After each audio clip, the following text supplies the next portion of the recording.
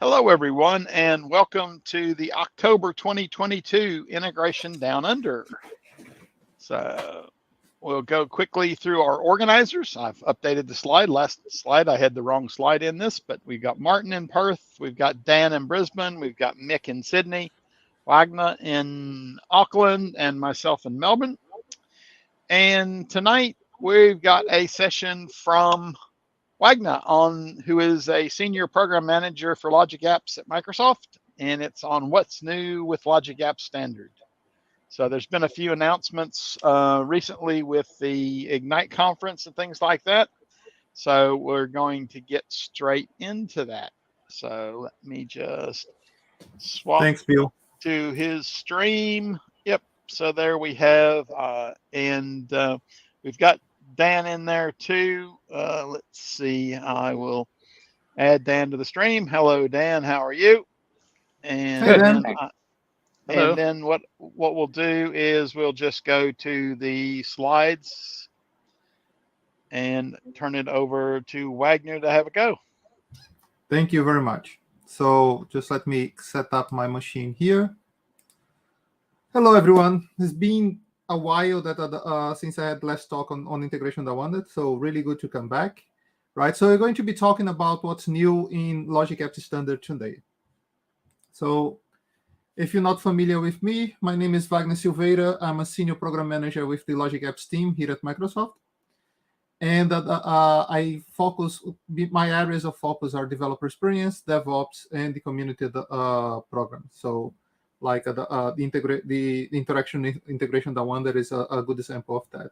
If you wanted to get in touch with me, you can use wagner.silveira@microsoft.com, or you can connect through @wsilveira_NZ on Twitter. Always looking at new things there. So for the agenda today, we go through some of the new things that we see happening in Logic Apps Standard for the last, I think, couple of months or so, right? We had new built-in connectors appearing, and we can, I'll highlight some of my favorites there, and also talk where you can find more information on where to find the roadmap for that. We're going to talk a little bit about the recent announcement that we did around ICE retirement. And the reason why we're talking about that on a Logic Apps Standard talk is because of the replacement technology is going to be Logic Apps Standard. Then we're going to be talking about the Sport tool. That is something that is going to help the ICE retirement, but now also help people to move from consumption to Logic Apps Standard. And then finally, we're going to have some of the bits around how to improve your DevOps experience or your abstraction of one of the key items on Logic Apps Standard, that is your connections.json, that now allows you to do a set of parameterization that was not working really well before. So let's go straight into that. The first one, let's talk about the built-in connectors. I think is if you've been keeping tabs on the list of connectors that we have as built-in, and just as a recap for people that is not too used to Logic Apps Standard, built-in connectors are connectors that run as part of the Logic Apps Standard compute. So the way that I usually talk about that, think like a snippet of code that is embedded on your Logic Apps Standard. Is not exactly that, but it runs as part of the Logic Apps Standard compute itself. The advantage of that is that any level of isolation that you have for the Logic Apps Standard, you're going to have with those types of connectors, and these special things like private endpoints and VNet integration are supported by those types of connectors, right? So you, for example, would be able to use SQL to go to a SQL on-prem without needing to create any kind of gateway or hybrid connection. So I highlight some of the new ones that is either new or that has new features in preview, right?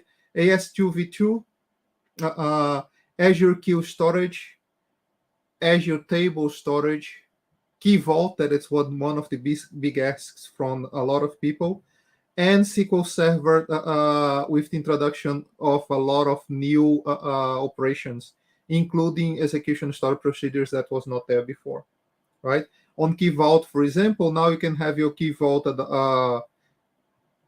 privately pointing into your virtual network, and then having the connection to Key Vault through this secure connection, not going to the public internet to pick up secrets. Just as an example of what kind of built-in connectors would do.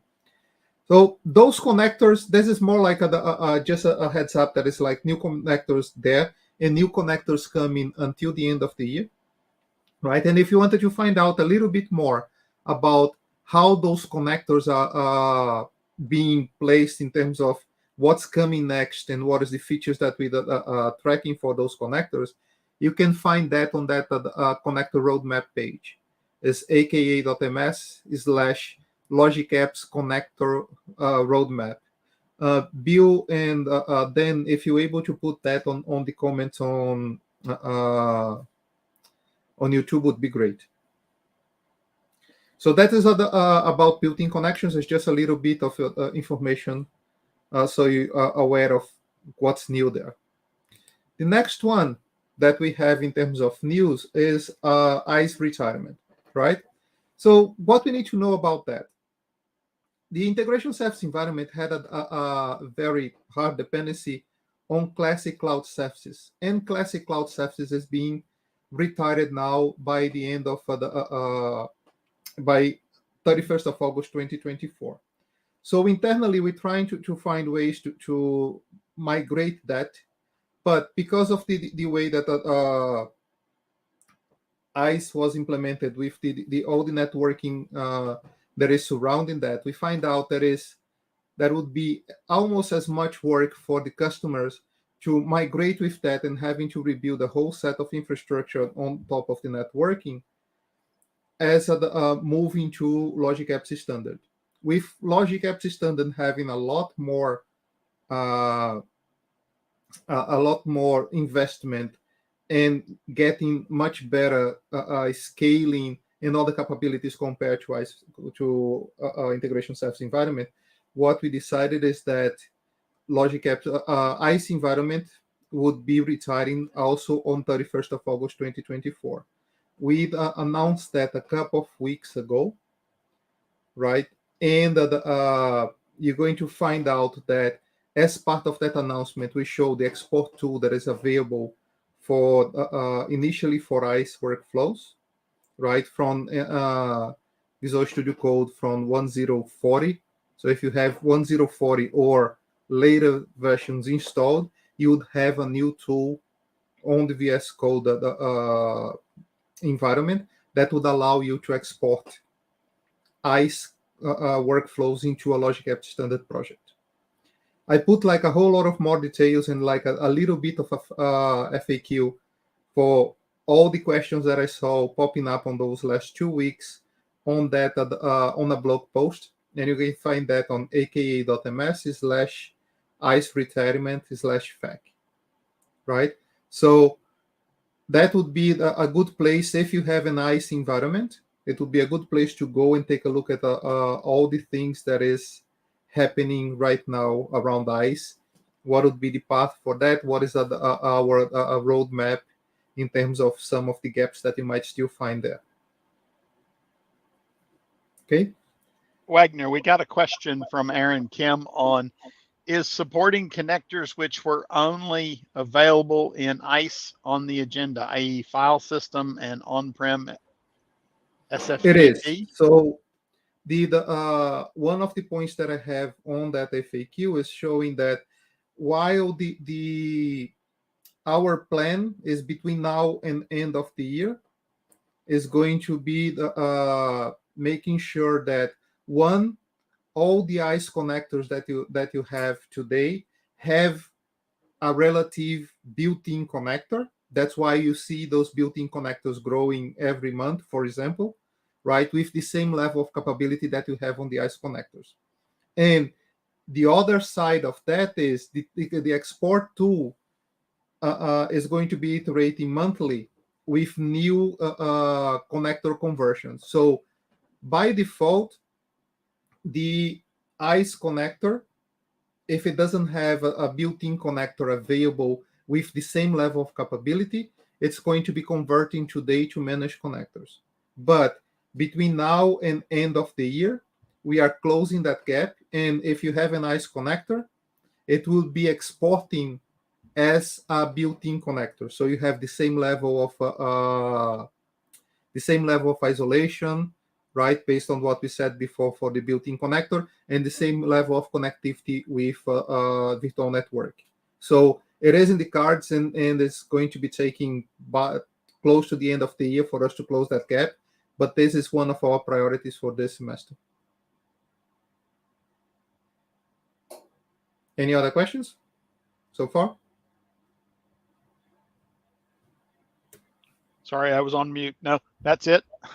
Cool. Okay, that's good. Like questions in the very beginning. Okay, so let's go to the next one, and then I promise that I'm going to stop talking and show a little bit of things. Okay, so the next one that we're going to be talking is exactly about that export tool to Logic Apps Standard. So before, with when we announced the ICE retirement, we also announced that export tool as a way for you to export from ICE environments to Logic Apps Standard projects. So that experience is all based on VS Code extension. As we're going to see, you're going to be open the VS Code extension. You have the ability to select export, and then you're going to have like a wizard-like process that allow you to select a group of Logic Apps, package those Logic Apps together, and validate, and also prepare some of the infrastructure as code required, like the managed connections template, and even the Logic Apps infrastructure if you want to, right? The other thing that this process is going to do is pre-parameterize the connections.json. So when you're moving across environments, you don't have as much work as having to change a lot of things. So the documentation for the ICE workloads, which is pretty similar for the consumption, we're going to see on the export that's only the first step that it changes, is available today on aka.ms export ICE to standard, right? The documentation for consumption is already, the PR is already been approved and is being deployed this Friday. So you're going to have a similar endpoint for that, aka.ms/export consumption to standard. Didn't put it here just because right now we're just going to the default Logic Apps page, but by the end of the week, you should have access to both of those. So let's take a quick look at how... Got one more question. Yep. If that's the case, could ASE plus Logic Apps be a replacement of ICE to support hybrid integration architecture? So depending on the level of isolation that you need from an ICE point of view, if you needed compute isolation as well as networking isolation, so yes, your option would be ASE-v3 as your hosting environment, and deploy Logic Apps Standard inside that ASE-v3 environment. If you really need just virtual network integration or the network isolation, then purely Logic Apps Standard with VNet integration would do the job. So it really depends on the type of architecture. You say that the closest like for like that you have on a bigger scale with everything that is inside isolated is Logic Apps Standard using ASE-v3. That's it. Thank you. Cool. So let me get my Visual Studio. And before I kill everyone with that, just let me change here for something a little bit less bright. Right. So first things first, in order for you to use to use Logic Apps, you needed to have the Logic Apps standard installed, right? The latest version of the Logic Apps standard is the 1043, but since 1040, we have the support for export, but the previous version, that 1040, only had support for Logic Apps for IAC or ICE export. With 043, we also now have access to the consumption export. Once you have that in place, when you have that installed with all the prerequisites that Logic Apps standard require, on the blade here where you have your Logic Apps standard, you have a new button that is Export Logic Apps, right? So clicking on that button is going to show you that kind of screen. And in here, you needed to select the subscription. And in this case, my subscription is Logic Apps Demo, if I'm not wrong. Then the difference between selecting the export for IAC or selecting the export for a Logic Apps consumption is in here. So if you have an integration service environment available, it show the list. Just to give you an idea, I'll change that to Logic Apps PM, right? And then you have the list of all your integration service environments. And if you select that, the rest of the process that follows pretty much the same process is going to be done using your ICE environment as the source of the resources that you wanted to export, right? Otherwise, if you select a specific region, then it's going to be exporting all the Logic Apps or provide all the Logic Apps available on that region, right? So that is one of the first caveats. You'll not be able to export all your Logic Apps from your subscription per se. You're going to be able to export all your Logic Apps from a subscription/region, right? Usually, you deploy your Logic Apps consumption on same region anyway, because you wanted to get that proximity between them, right? But in case you have Logic Apps deployed in multiple regions, you're going to have to deploy them separately, and then after that, combine the projects. So let's go back to Logic Apps Demo. I'll find my Australia East. And then on next, what you're going to find here, especially for that one, I created two Logic Apps, like Logic Apps Port Demo 1 and Demo 2. And from here, the other thing I could do if I couldn't find those Logic Apps would be, for example, select the resource group, right? So if I do something like Demo 1 is going to filter just for the ones that you have there. If you select a specific resource group, it would be showing just things on that resource group. In this case, I wanted to deploy all those two Logic Apps. And then it shows here, if I wanted to remove them from here, I'm also able to. Last thing that you can see on this screen is that I have a set of advanced connections. In previous incarnations of the export, we had, like in private preview, something that was running from the portal. And by default, it would go and export the Logic Apps and also clone the connection credentials, right?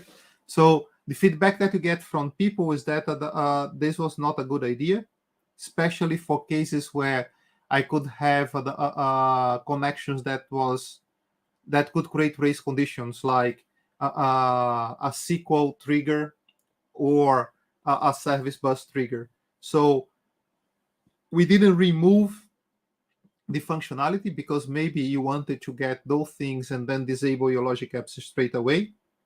Since by now, this is going to be much more under your control as you're going to be running locally, but we make it a disable by default.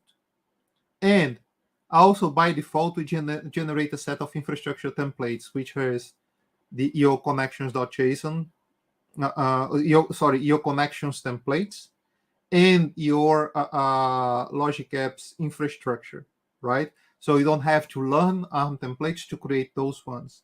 But if you already had all of that set up and you don't want it to use the out of the box because you have any kind of special cases of creating that in a particular way, you can disable that.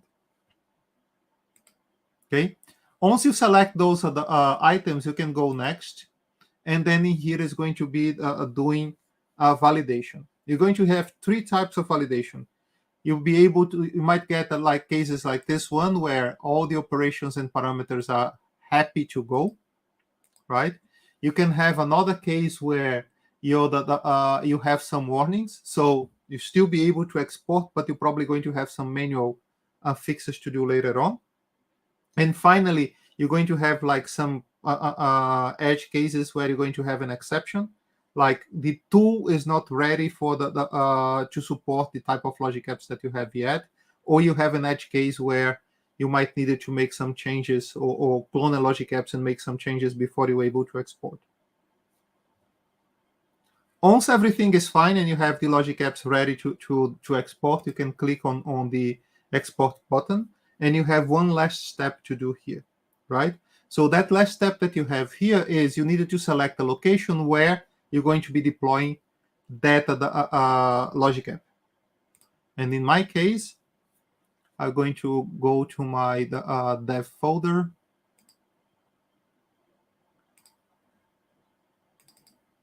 and create the very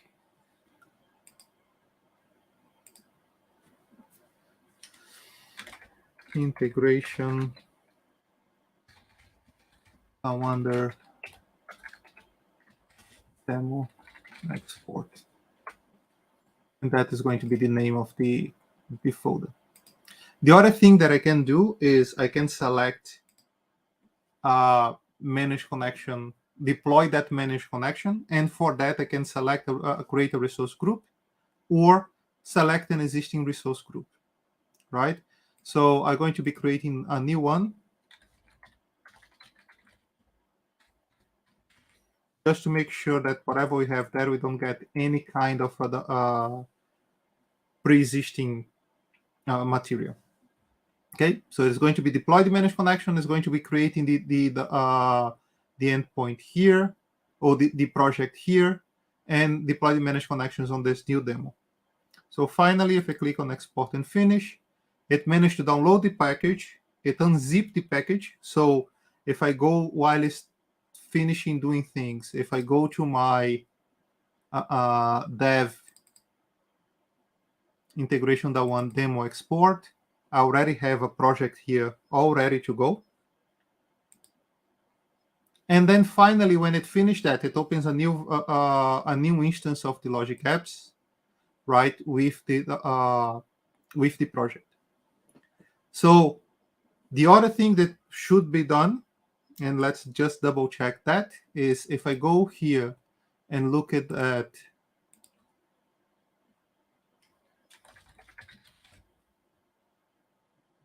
integration.1 demo,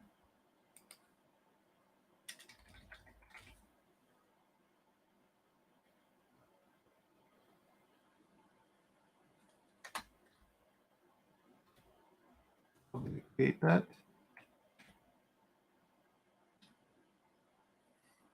It's easier to go to home resource. I think you called it integration DU when you gave it a name. Yeah.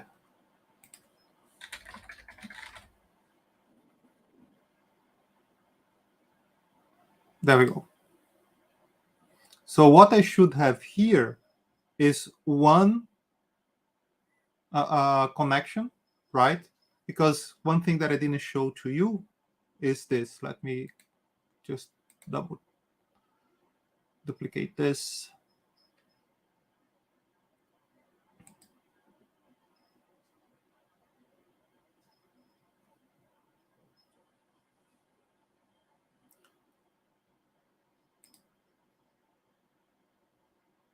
Then show that W Silveira export demo. That is where we have those two logic apps. Export demo 1. That logic app has is pointing to a logic to a table Azure Start table, right? And the other one, the Logic Apps Export Demo 2, is also pointing to the same table with the same connection. So you can see that it reconcile the connections and only create one, instead of creating one for each Logic App. The other thing that is important to show here is that Azure table standard, you see that it created with that little standard here, just to separate from the anything that you might have originally, right? But that one, when you click, because I didn't clone credentials, it is not authenticated against the Azure table storage, right? I needed to go and had my storage key, my storage account name, so I can have all of that created properly. Okay? So and that's what I'm going to do right now. Actually, I'm not going to be doing that right now because I wanted to show you what is the impact of not having that implemented yet from a connections point of view. Is that one, right? So what are the new artifacts that it created here? First of all, it created the Logic App, right? So you have a Logic App standard stateful, pointing to pointing to the same things. Are going to be open that one on the designer in a minute. But most important, it creating a couple of things. First, it created a new README file that give you like all the details of what happens. Like it exported those two Logic Apps, right? A required step was like it needs a new managed connected call that should be deployed. If you didn't deploy using the tool, you can run that, create the things, and update the Azure table standard runtime URL and the authentication key with those app settings, right? So you can see that already pointing to parameters for those values. And from an infrastructure point of view, it creating the Logic App Standard Connections template and Logic App Standards Infrastructure template, which you can find under development. You're going to find here the Logic App Standard Connections template that has the Azure table connection, right? With everything that is required.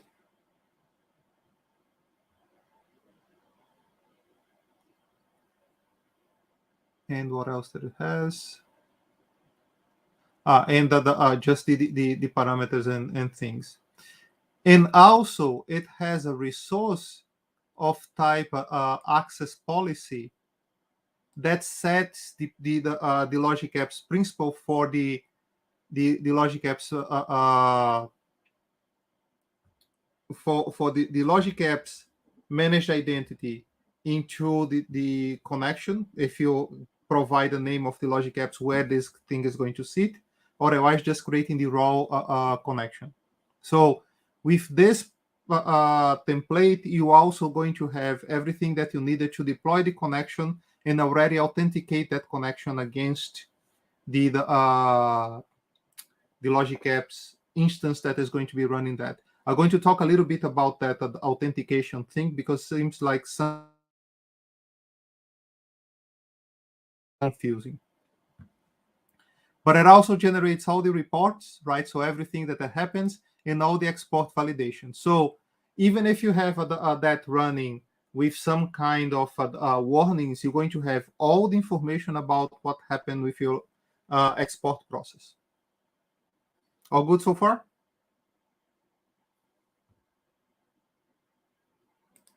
Okay.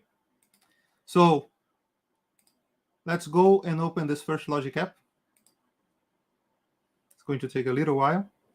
And while it's doing that, like let's just go back to the presentation because I wanted to talk about parameters, right? About the connections parameters. You see that it opened here and my connections is showing as an invalid connection. The reason why it's showing as an invalid connection is because that connection is not authenticated yet. Okay, that's what I wanted to show in terms of why is important after you deploy, you come back and parameterize that. So just let me find the right details for that one.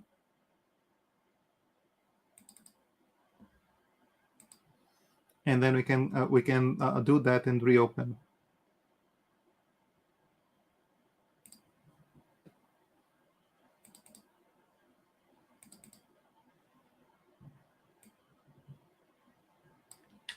So the name of my Azure storage is this one. Oops, no. Consumption demo store. And the share key.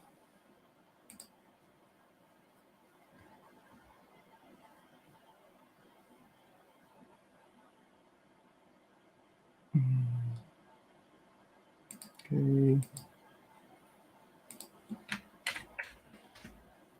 That one. So hopefully if I save that,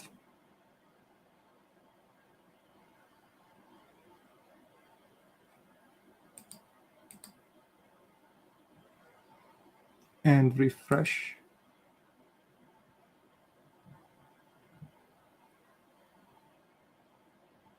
I probably got the name of the thing wrong.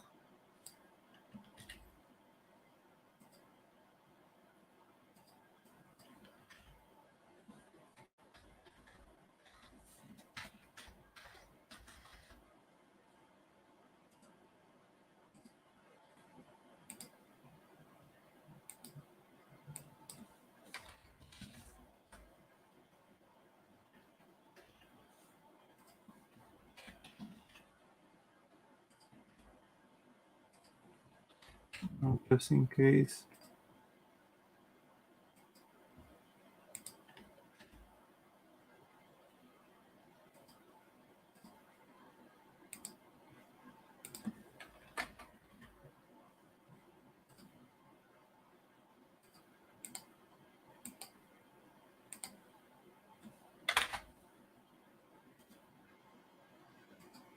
Better.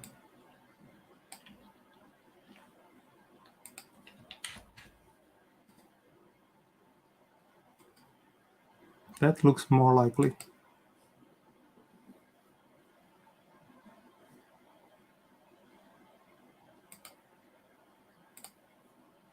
It seems like it's connected now. That being the case, if we try to open that again, let's see what's happening.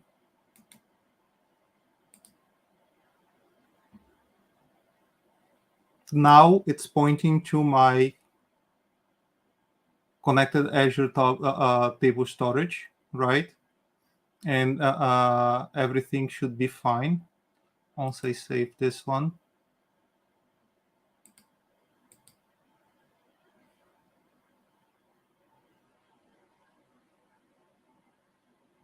I just finished doing that.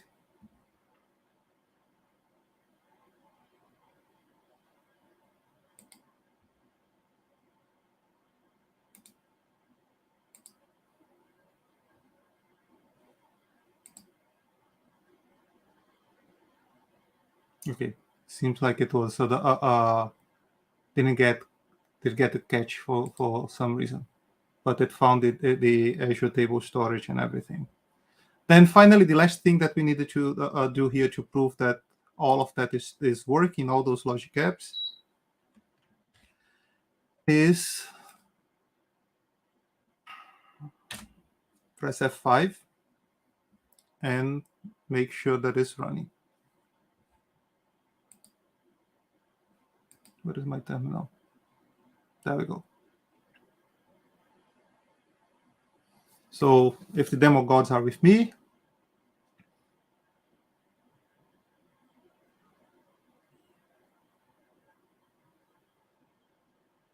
we have a logic apps that is running, that is have logic apps demo 1 and logic apps demo 2. Everything is fine there, right? I can go and execute that Not going to do that right now, just in terms of time. But after we talk about connections.json and I show all the parameterization, then we can come back and then really prove if that is working or not. So let me go back to our presentation and just continue here. Another point. So from the connections.json, you see that I didn't open connections.json on purpose, just so I don't spoil the fun, right? But if you've been working with Logic Apps standard, one of the biggest problems that you had with connections.json was be able to get that abstracted enough that you could push to other environments without having to rewrite the whole Logic app or rewrite the whole connections.json file. And one of the reasons for that was because the string interpolation, like the thing that looks like at brackets app settings something, was not working in some cases, right? We had like a disconnection between backend and front end. Front end was accepting without the brackets. Front end was accepting with the brackets, and because of that, we end up having a situation where either you run or you design, right? So it's a bug that we find later in the process. So as part of the exported work, we fixed that. So front end now supports both cases, just to guarantee that is if someone deployed still using without the curly brackets, because it was the only thing that runtimes would support before, you'll still be able to run your Logic apps on the cloud, right?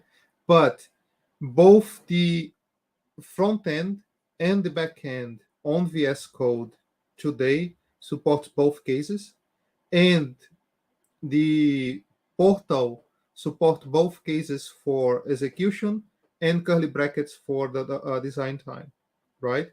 So there is some details on that and how to parameterize on this other blog post that I wrote, LA standard / parameterization. But I show like some of those differences and what would be the best practice for you to use that in order to avoid any issues, but also how that can help you to deploy things more easily later on. So now that we're talking about what we need to know, let's go back to the project. And you're going to see here that my connections.json, although it only had one connection, it is already being pre-parameterized, right? When you create a new when you create in a Logic apps and you decided that you're going to be using Azure connectors, by default, after you select the resource group where you're going to be deploying stuff, you create this. It creates this location name, this resource group name, your subscription ID, and your workflow tenant ID. So it puts all of those items, like all of those items here, it puts on the app settings. And the idea is that you can reuse that, right? Because on connections.json, by default, what you have is a subscriptions / subscription ID / providers, Microsoft Web location, workflow, the location, then manage APIs, Azure tables for the ID, and so on and so forth. So now you can replace, because of the interpolation that is exactly combining strings with pieces of the settings. Oops, don't destroy things, Wagner. With pieces of settings like this, it's going to do it again. It makes life much easier for us. I like this a whole. I like this a whole lot. This makes my life a lot easier than having to to go in and edit those things now. Very Yeah, good. so there is a couple of caveats here, right? From an export point of view, is already doing that for you. So when you're coming from consumption to the standard, it's going to be doing that for you. So if I go and create a new logic app, right, I'm going to be create a new stateful logic app on this same project. And this is going to be the parameters or connections JSON sample. Right, so it created a new project here. And I go to Opening Designer. You can see if I select an Azure connection, what I'm going to use it for. Let's say Azure Q, because it's going to be I can point to the same, pretty much the same place, right? I'm going to quickly create a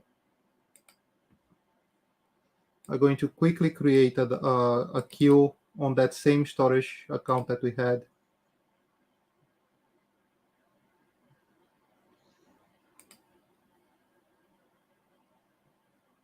And then we can do that here. So we can follow what I'm doing. So in here, I'm going to be creating a queue.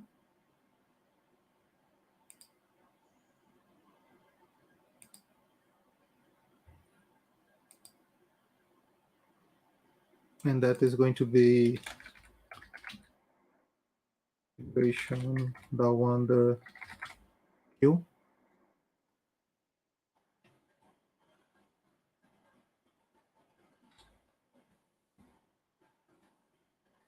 Okay.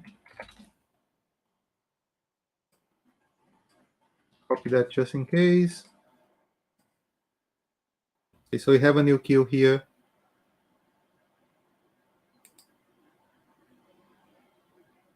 And where we are here. So same thing. When a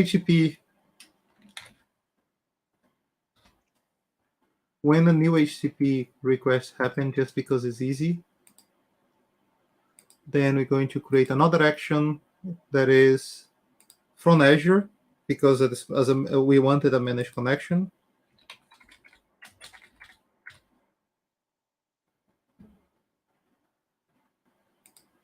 Azure queues,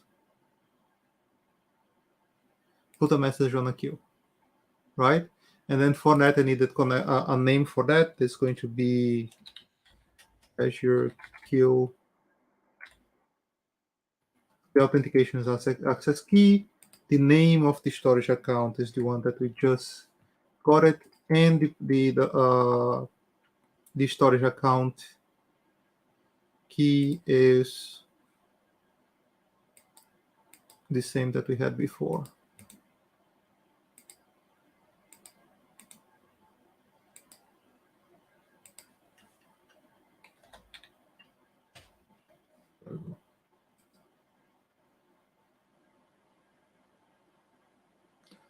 So this connection settings, the queue name.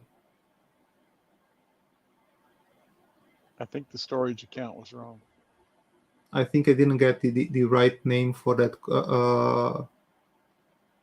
queue, so I needed to change the connection.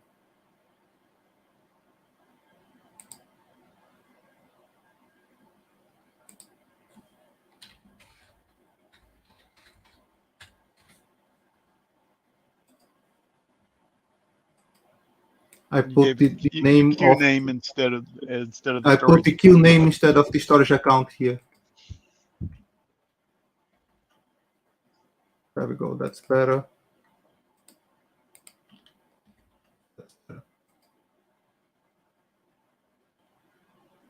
And now I should have integration queue, and we're just putting the whole body here, right? Because I don't even want interested in running that. I just wanted to make sure that you're going to see what happens on connection.json right now. Cool.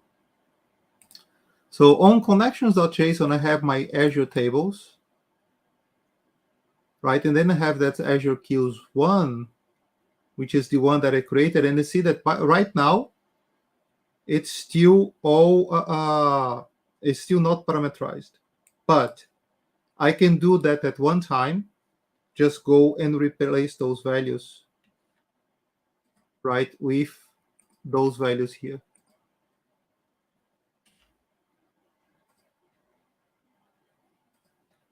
And doing that, data now is going to be like already to be used, right? The question that you probably would have in this case is, what's going to happen? Like, it's going to be always like this? The idea is no, is now that we have that part working, we're going to improve the connection creation experience to when it creates the connection, it already pre-parameterized. All good so far? Yep. So I'll quickly complete that one because I wanted to show a couple of things that might be that is a little bit different from what we usually have.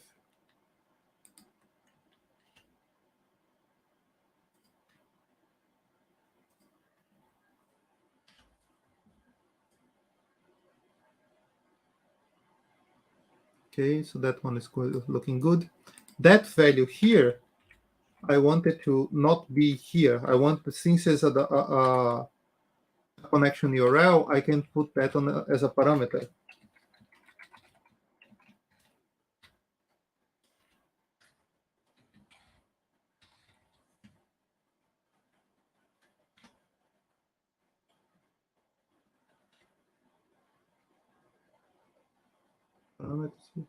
Oh, okay. And that value is going to be the in other place. So first, let me create that parameter.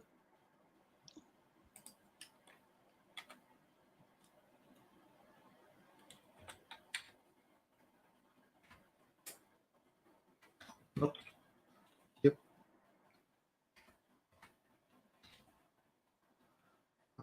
What's the name that I give to that?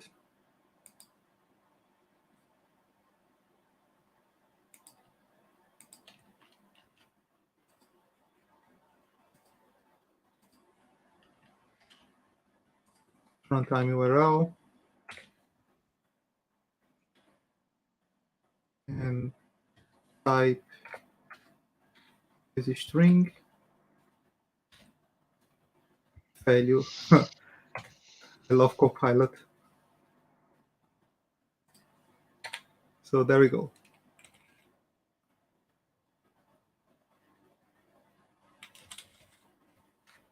But that thing is in the wrong place.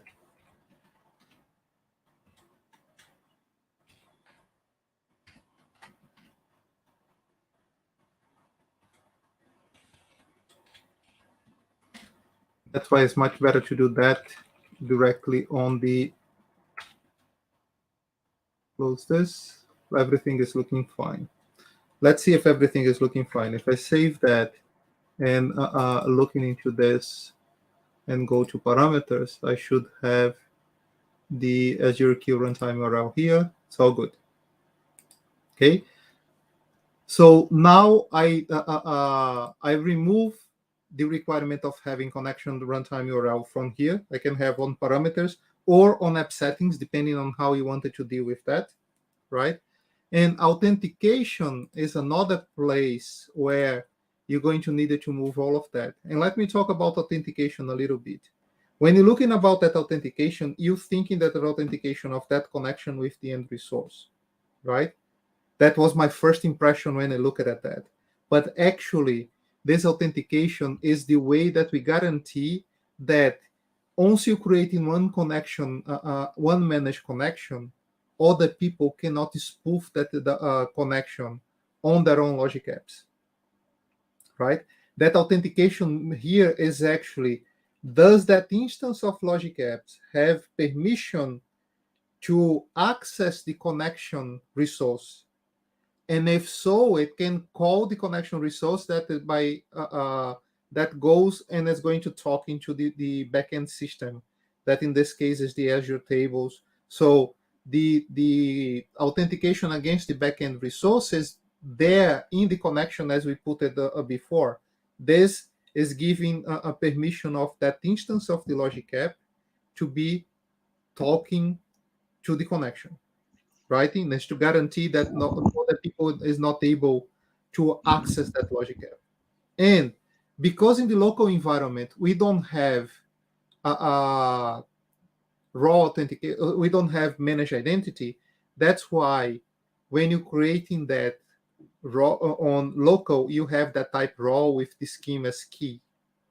When you're deploying that to cloud, what we should be doing instead is changing that authentication to the type managed identity. I have all those details on the blog post, right? But for you to do that, you needed to have that as a parameter as well. So instead of having it here, we should have add parameters Azure Q alt. What is this? There should be that. Alt.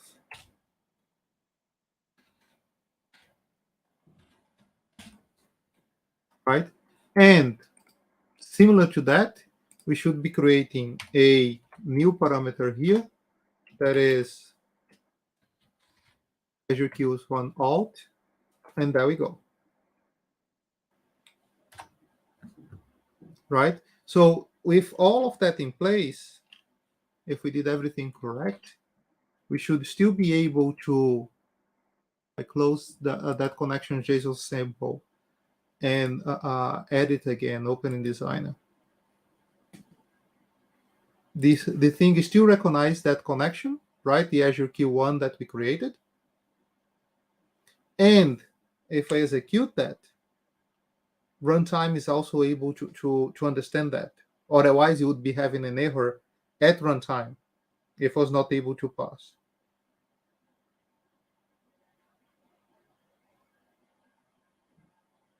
So now we have all three logic apps connected and passed and ready to run. Okay? Just to prove the point, like since we have the last 5 minutes, let's try to just put something on that queue. Workflow connections JSON sample, go to overview, get the endpoint.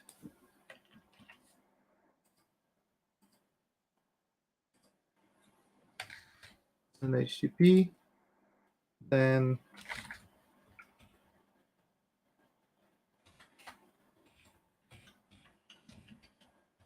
this always gets me.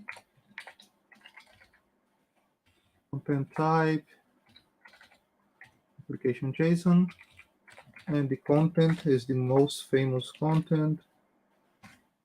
I was going to do hello world, but if you give me name John Doe, I'm happy with that. So if we send that, we should receive a 202 accepted. If we look at the overview again and refresh, I have a failed one. Why? Just double check why.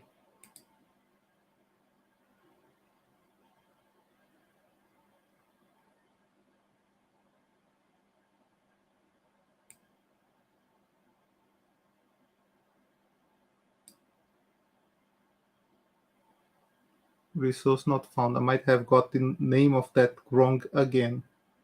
But you see that I was able to connect to everything, right? So I'm not going to be spending too much time on that one.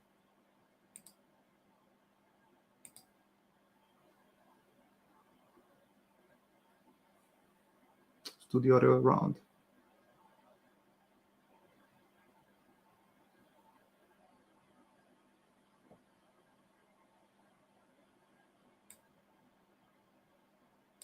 Yeah. So I think it's in that was my connection itself that is incorrect, not the configuration of that. Since we're getting really close to the end of the process, I'm not going to to try to hit that again.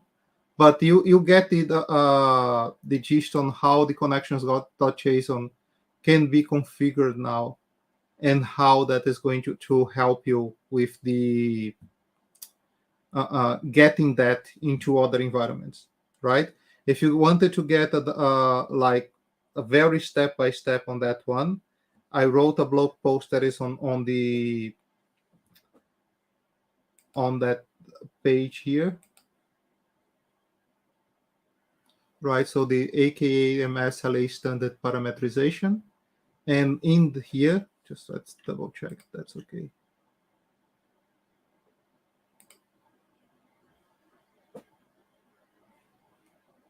Yes, it's all good. Just make sure that is the right one. There we go. So in here, I go through like how the connection JSON works, what is each one of the things, what are the things that you needed to parameterize, and where you can get like those common application settings. Okay, so you should be able to use a lot of that to make sure that everything works fine.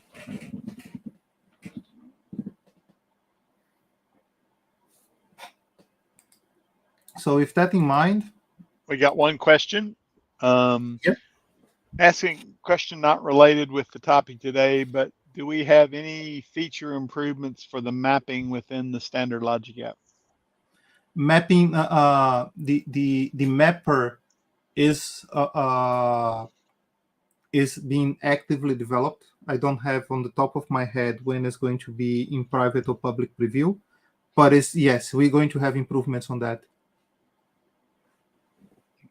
Okay, that was good. And it's going to be the from what I remember, is going to be like a stage. We're going to have like more and more features being coming.